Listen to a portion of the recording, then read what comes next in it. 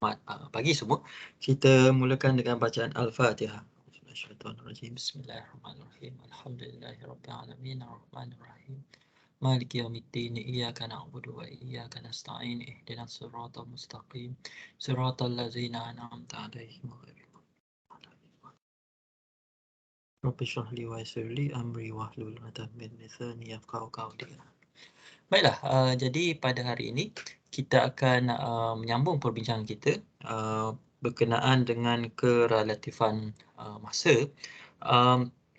Kita telah lihat sebelum ni bagaimana kita boleh menggunakan rajah ruang masa untuk membuktikan bahawa keserentakan itu bukan sesuatu yang mutlak. Dalam arti kata, sekiranya ada dua kerangka rujukan yang berbeza dan kedua-dua orang ini dan setiap satu kerangka rujukan ada pemerhatinya, pemerhati pertama dan pemerhati yang kedua.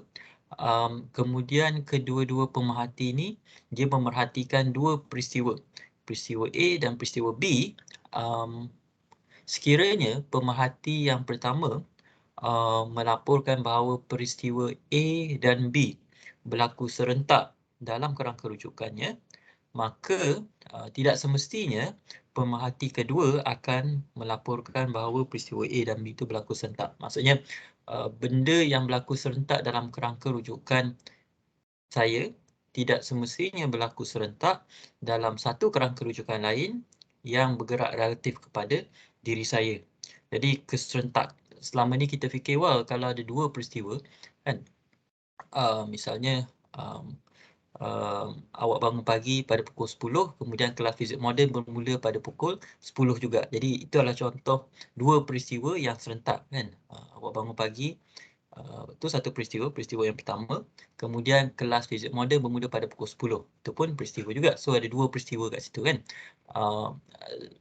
Memandangkan peristiwa, kedua peristiwa itu berlaku mempunyai koordinat masa yang sama, yakni pukul 10, pukul 10, maka kedua peristiwa itu berlaku serentak lah.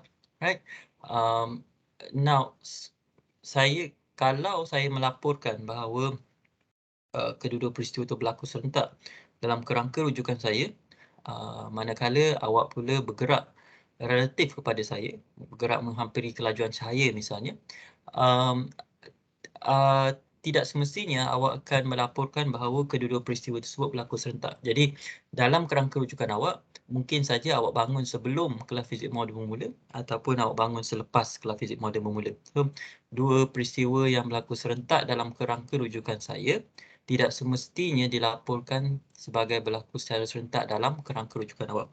Jadi lain kali kalau awak nak memberikan alasan kenapa datang lewat ke kelas, awak boleh guna alasan itulah kan, dengan syarat awak bergerak menghampiri kelajuan cahaya relatif kepada pesyarah awak. Right? Kalau awak tidak bergerak selaju itu, maka awak tidak boleh menggunakan alasan sedemikian.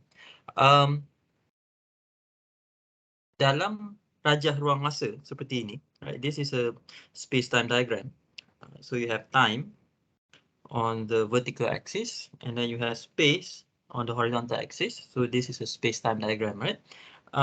Dalam rajah ruang masa, dua peristiwa yang berlaku serentak akan diwakili ataupun kita boleh mengetahui sama ada dua peristiwa itu berlaku serentak ataupun sepasang peristiwa itu berlaku serentak sekiranya ia boleh dihubungkan dengan satu garis melintang yang selari dengan paksi, dalam kes ni paksi ruang lah, right? So kalau lihat kat sini, event 4, peristiwa 4 dan peristiwa ketiga berlaku serentak. Kedua-duanya berlaku pada T bersamaan dengan 6 meter, right? Dan saya dah terangkan sebelum ni kenapa dalam rajah ruang masa ni masa tu diungkapkan dalam unit meter, right? So peristiwa 4 dan peristiwa 3 berlaku serentak, tetapi peristiwa 5 dengan peristiwa 1 tidak berlaku serentak. Sebaliknya peristiwa 5 dan 1 ni berlaku di tempat yang sama, right? Kedua-duanya berlaku pada jarak X sama dengan 1 meter daripada awak, right? So event 5 and 1 is an example of two events that occur at the same position, right? Berlaku di tempat yang sama. Manakala event 4, event 3 ni pula mewakili dua peristiwa yang berlaku pada waktu yang sama, so berlaku serentak, right? Jadi awak kena tahu bagaimana kalau kita, in a way this is learning how to interpret graph. Ini ni berkait dengan kemahiran mentafsir graf. Kalau ada dua peristiwa yang berlaku serentak, macam mana kita nak lukiskan pada raja ruang dan masa, right? Kalau ada dua peristiwa yang berlaku setempat, macam mana kita nak lukiskan pada raja ruang masa. Itu kemahiran yang awak kena tahulah, right? So tapi akhirnya dia berkait dengan melukis graf saja sebenarnya, dan awak dah belajar benda tu dalam amali tahun 1, tahun 2. So itu bukan satu kemahiran nyata sangat baru untuk awak, cuma awak kena sesuaikan dengan rajah ini rajah ruang masa, right? Dalam soalan ini, right, soalan ini kita diminta untuk mengira the space time interval, right, the space time interval. Dan ada saya bekalkan sebuah video pendek yang mana saya menerangkan macam mana kita nak mengira sela ruang masa ni, the space time interval. Dan secara ringkasnya, the space time interval, right, macam mana nak kira space time interval ni? Mula-mula kita kira perbezaan dari segi masa untuk kedua-dua peristiwa tersebut. Kemudian kita tolak dengan perbezaan dari segi ruang untuk kedua-dua peristiwa tersebut. So as you can see, this is ni beza masa. Macam mana kita tahu dia beza masa? Sebab dia ada delta T kat sini, right? Beza masa kuasa 2, right? Kita kira beza masa di antara kedua-dua peristiwa tu, kita kuasa 2 kan. Kemudian kita kira juga beza ruang ataupun beza jarak lah sebenarnya, beza jarak antara kedua-dua peristiwa tersebut. Kemudian kita kuasa 2 juga, right? Kuasa 2. Akhir sekali kita ambil beza masa ni, lepas tu kita tolakkan dengan beza jarak, right? Dan itu akan memberikan kita sela masa kuasa 2, right? Sela masa kuasa 2. Jadi kalau kita nak sela ruang masa kuasa 2. Kalau kita nak just a space time interval, then you have to take the square root lah, right? So that is how we calculate the space time interval, right? Jadi awak boleh cuba menjawab soalan A, B, C, D dan E ni lah, untuk memahami dengan lebih baik lagi macam mana nak mengira space time interval ni.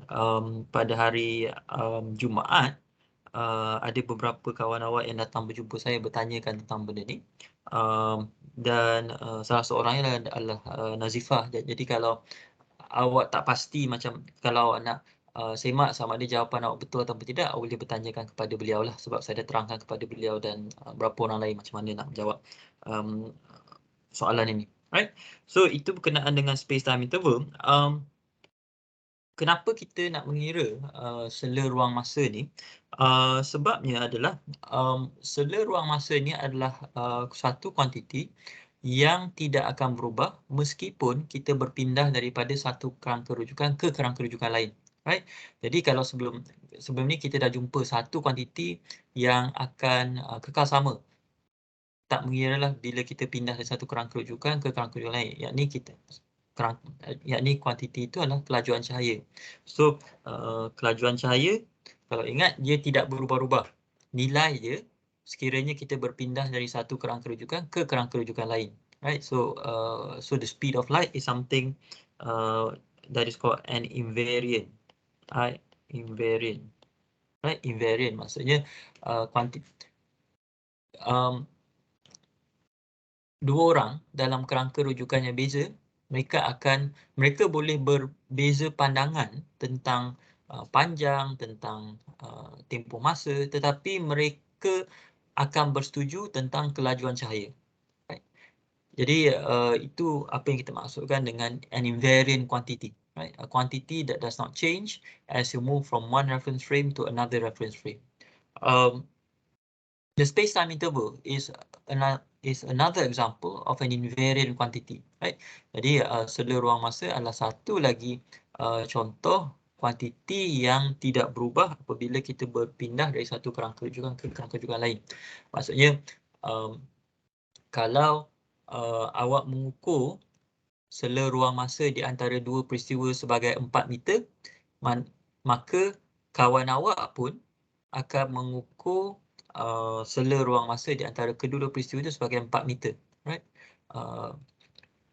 Urutan peristiwa itu mungkin akan berbeza untuk awak dan kawan awak, tetapi sela ruang masa di antara kedua peristiwa itu akan kekal sama, right? So space time. So the reason we want to calculate the space time interval is because it is an invariant quantity, right? Ialah satu kuantiti yang kekal abadi, right?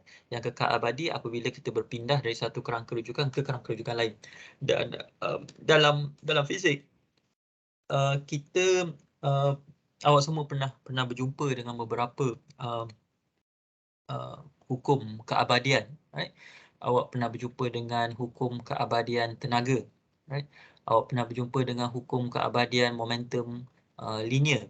Awak pernah berjumpa dengan hukum keabadian momentum sudutan, right? Angular momentum.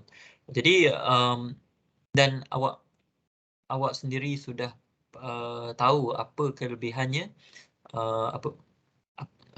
dalam apa kelebihan menggunakan hukum-hukum keabadian sama ada tenaga atau momentum ini, right? When you have conservation laws, right, it allows you to predict what will happen to a system, right? Because even though the system might change, dia meskipun komponen-komponen dalam sistem tu akan berubah, tetapi secara keseluruhannya ada satu kuantiti yang akan kekal sama.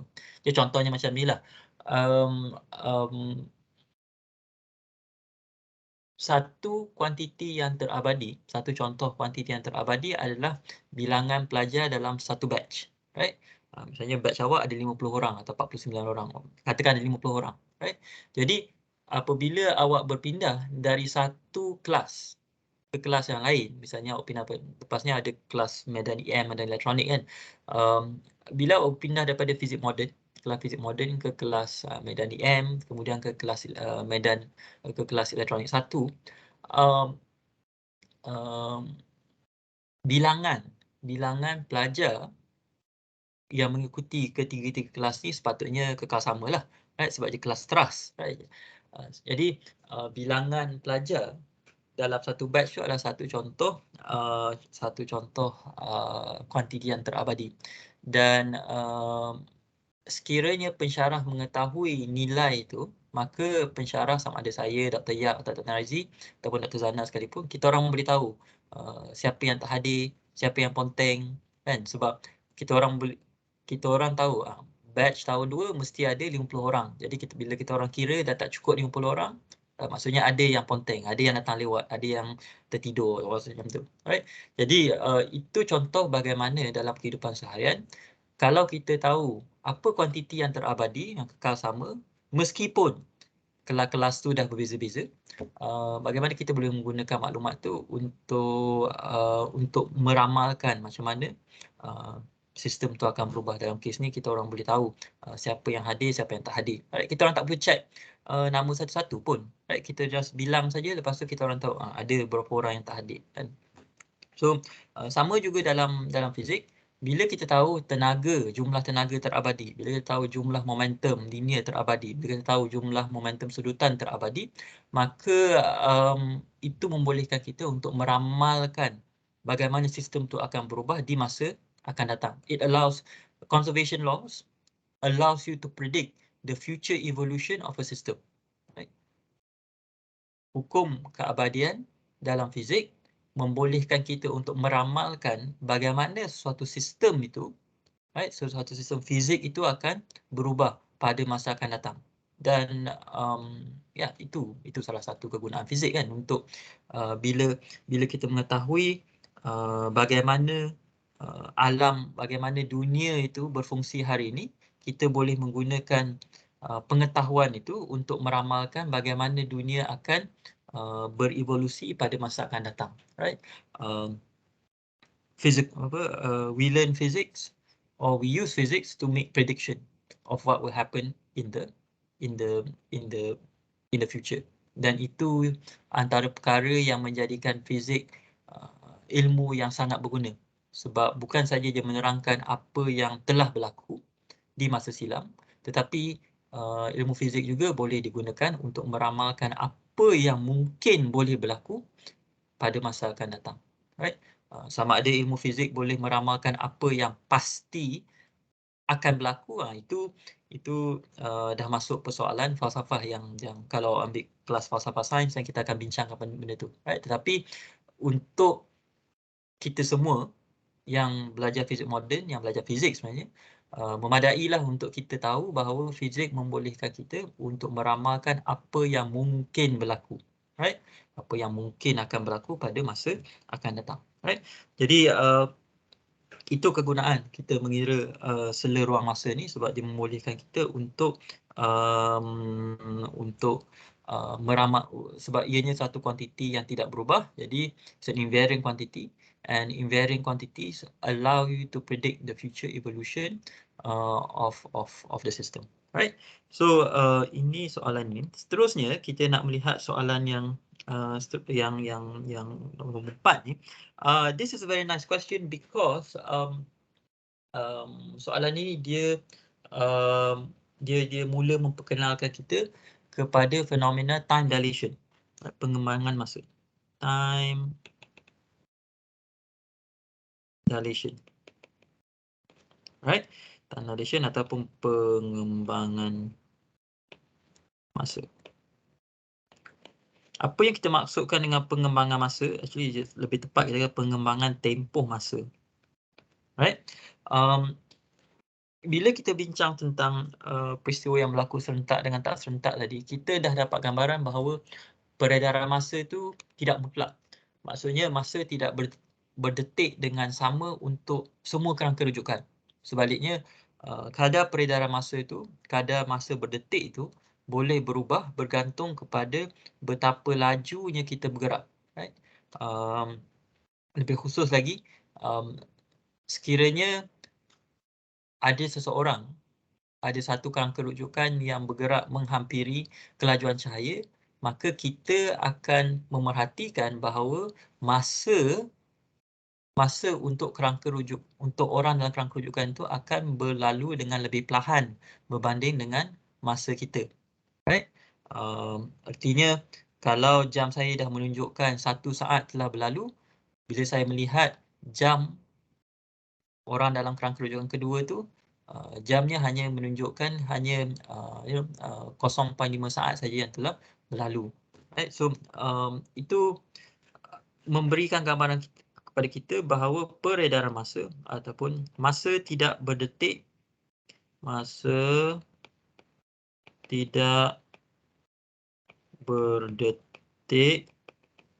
ataupun berlalu dengan kadar yang sama untuk semua kerangka rujukan. Time flows at different rates for different reference frame, especially if the reference frame are moving at different speed. So so we are going to discuss this in groups. But before that, saya perkenalkan dulu soalan ni. So here you have again a space-time diagram. This is time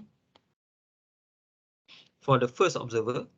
So this is space for the first observer. Jadi saya labelkan macam ni senang. Let's see. This is time for the first observer. This is space for the first observer. Yang garis condong ni, this is also time but for the second observer, and this is space for the second observer. So here we have a space-time diagram. Kita ada rajah ruang masa yang menunjukkan dua kerangka rujukan yang berbeza. Dan di sini kita diberitahu in figure 2, observer 2 right? Observer 2 is moving at 0.745 C. Pemerhati kedua bergerak pada kelajuan pada kelajuan kira-kira 75% kelajuan cahaya, right?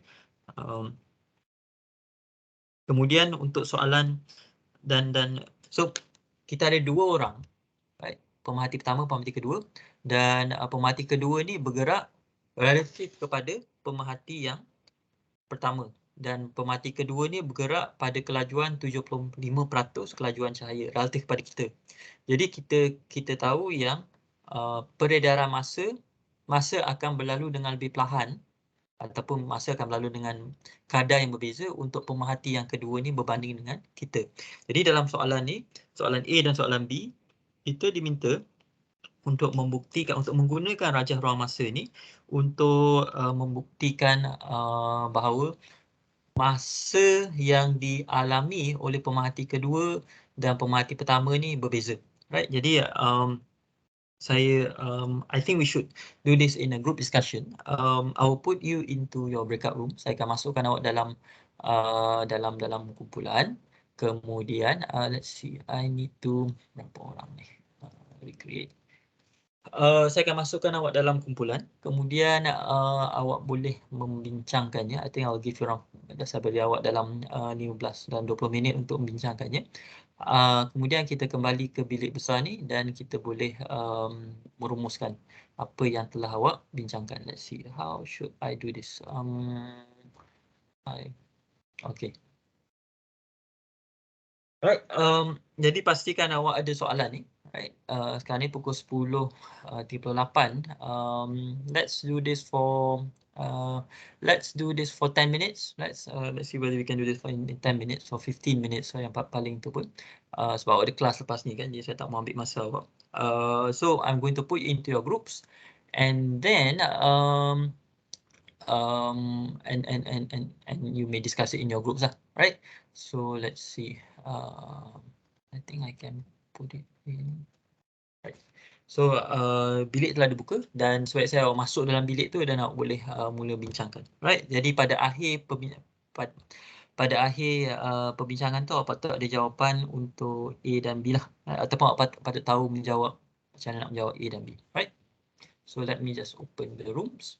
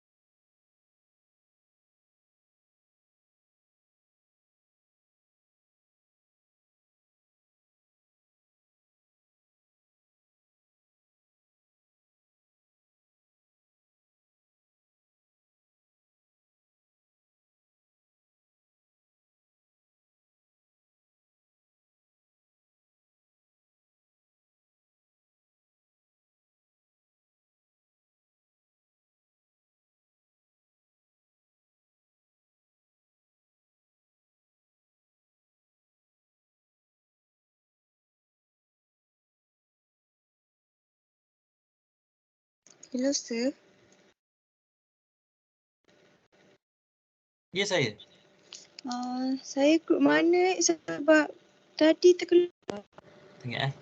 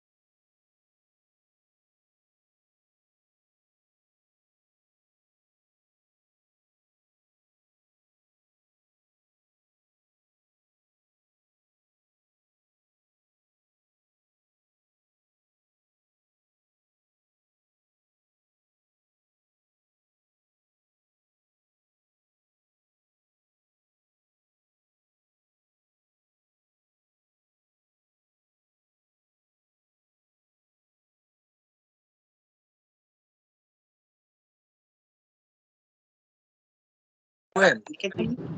Dia punya masa lagi tinggi, dia punya lagi tahan. Betul lah, tahan. Dia lagi pelan masa dia. 1.5. Wih. Dia susah kan?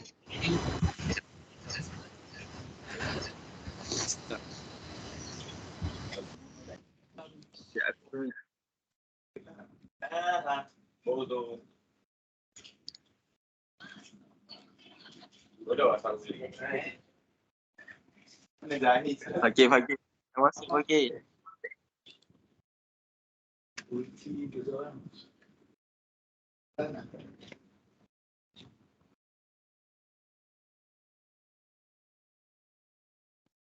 Baik, saya rasa kita boleh kita boleh bincangkan jawapan je.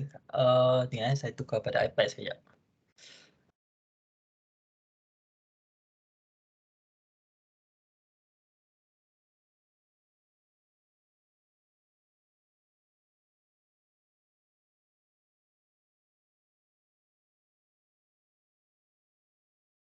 Baik, kalau kita lihat, right. So, untuk soalan yang pertama ni, show that when observer 2 measures 1 second on her timeline, observer 1 measures 1.5 second. So, ini kan. Okay. Therefore, observer 1 thinks observer 2 clock is slow. Okay, tak apa. Sebelum apa-apa, kedua soalan ni kalau tengok, dia tak memerlukan kita untuk buat pengiraan pun sebenarnya. Doesn't require to do any calculation. Instead, we simply have to prove or to show certain statements. Right? Kita diminta untuk membuktikan kebenaran pernyataan yang diberikan menggunakan rajah yang diberi. Dan secara peribadi, saya paling suka soalan macam ni. Sebab soalan yang berbentuk pembuktian ataupun tunjukkan, kita boleh semak sendiri sama ada jawapan kita betul ataupun tidak. Right? Kalau kita berjaya buktikan tu maksudnya betul lah kita punya jawapan tu, itu je maksudnya, right? Dia tak soalan sebegini dia tidak membuatkan kita tertanya-tanya, betul ke jawapan aku, tak betul ke jawapan aku, right? So I like this kind of questions and you may be getting this kind of question for your exam, right? So yeah, just be aware of that, right? So sekarang ni bila kita nak mengukur masa dalam merojah ruang masa ni, kita kena melukis garis-garis yang selari dengan paksi melintang untuk kerangka rujukan itu. Jadi misalnya untuk kerangka rujukan yang pertama ni, kalau kita lukis garis, let's see, garis yang straight macam ni,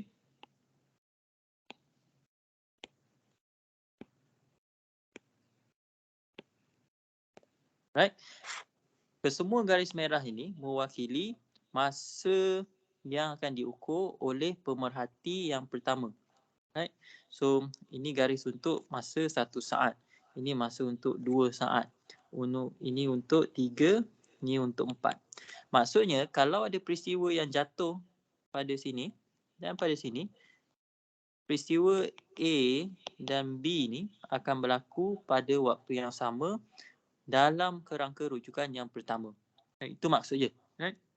So, these are the lines of simultaneity. Garis keserentakan untuk pemerhati yang pertama. Right? Untuk pemerhati yang kedua pula, let me just rub off the minute. Kita juga boleh melukiskan garis keserentakan untuk pemerhati yang kedua. Cumanya kita kena check dulu paksi ruang. Paksi ruang untuk pemerhati yang kedua yang mana? Paksi ruang ialah yang ini. Jadi garis keserentakan itu patut selari dengan garis yang saya tanda warna kuningnya lah. So it should be something like so. Yes, yeah. Let's see. I need a straight line.